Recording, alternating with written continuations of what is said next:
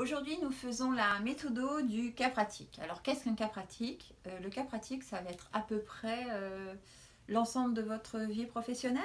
C'est-à-dire que vous allez avoir quelqu'un qui va venir vous voir, qui a un problème, qui va vous raconter dans ces termes.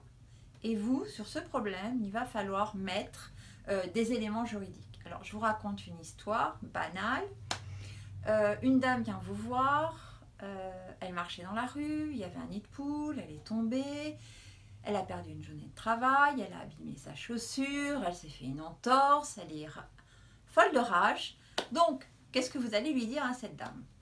Alors vous, c'est simple, vous allez faire l'analyse juridique des faits.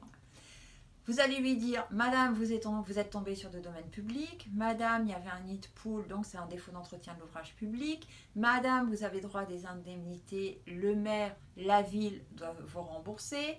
Qu'est-ce qui peut être remboursé?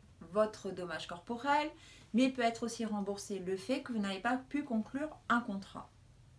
C'est-à-dire que cette dame, avec son histoire, vous allez autour bâtir une argumentation juridique. Alors ça ne s'arrête pas là, il va falloir lui dire devant quel juge, comment, dans quel délai, contre qui, pourquoi, telle procédure et pas telle autre.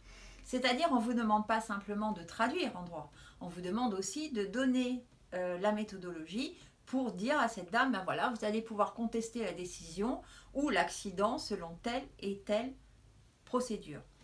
Alors la chose là aussi qui est hyper importante, mais j'arrête pas de vous le dire en droit administratif, jurisprudence, jurisprudence et encore jurisprudence.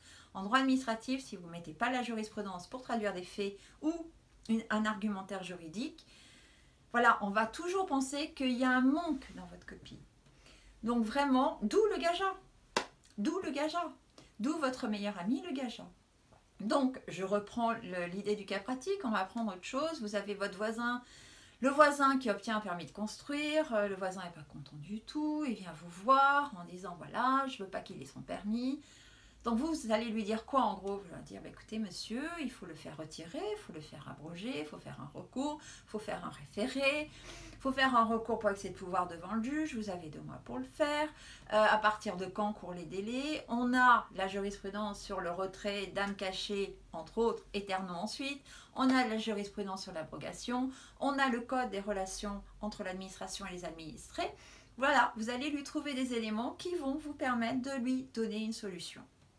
Voilà, en gros c'est ça la méthode du cas pratique. Maintenant au fur et à mesure de l'année on en fera d'autres.